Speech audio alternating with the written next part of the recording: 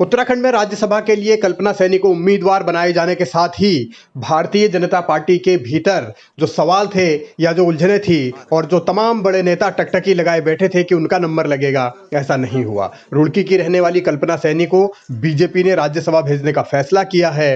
वो उत्तराखंड में पिछड़ा वर्ग आयोग की अध्यक्ष भी हैं। इससे पहले वो शिक्षा के क्षेत्र से भी जुड़ी रही हैं और सामाजिक जीवन से भी उनका गहरा नाता है। लेकिन अब क्योंकि वो बहुत ज़्यादा लाइमलाइट में अब तक रही नहीं है सियासी तौर पर, अब उनको बड़ी जिम्मेदारी मिलने जा रही है।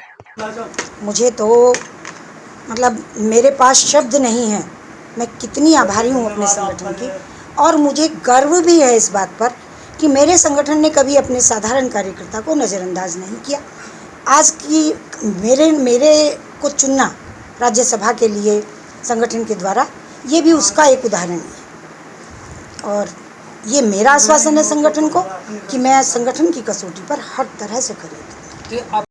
कल्पना सैनी को राज्यसभा भेजकर भारतीय जनता पार्टी एक तीर से कई निशाने साधना चाहती है। सबसे पहले तो उन्होंने विरोध के सुर दबाने के लिए एक महिला कैंडिडेट को आगे किया, और खास तौर पर त्रिवेंद्र सिंह रावत, जो कि इस उम्मीद में थे या उनके समर्थक ये सोच रहे थे कि शायद उनका नंबर इस बार राज्यसभा के लिए लगेगा, क्योंकि 2021 में उन्हें मुख्यमंत्री पद से हटाया, 2022 में विधानसभा का चुनाव भी नहीं लड़ाया, अब तक संगठन में भी उन्हें जगह नहीं दी गई और अब पूरी तरीके से साइडलाइन कर दिए गए हैं। राज्यसभा भी उन्हें भेजा नहीं गया। त्रिवेंद्र रावत अब सोशल मीडिया पोस्ट के जरिए शुभकामनाएं दे रहे हैं, बधाई दे रहे हैं। ज्योति प्रसाद गैरवाला भी राज्यसभा जाने की हसरत पाले हुए थे। उनका नाम भी पैनल में जरूर था, लेकिन उनका भी पत्ता कट गया। उन्हें भी साइडलाइन भारतीय जनता पार्टी ने किया है। और अब आला कमान ने जिस तरीके से एक नई तरीके की राजनीतिक बिसात बिछाने की कोशिश की है, हालांकि ये कहा जरूर जा रहा है कि मदन कौशिक और पुष्कर धामी भी नहीं चाहते थे कि त्रिवेंद्र रावत राज्यसभा जाए, इसीलिए कल्पना सैनी को उम्मीदवार के तौर पर अब पेश किया गया है। इससे एक तो महिला सशक्तिकरण का संदेश जाएगा,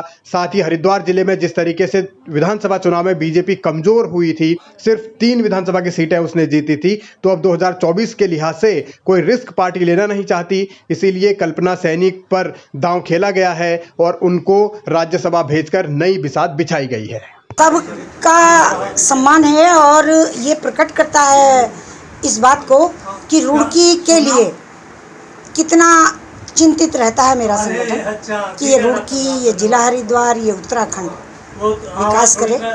और ये तो बिल्कुल ही साफ है कि जो है महिलाओं को भी कभी उन्होंने नज़रअंदाज नहीं।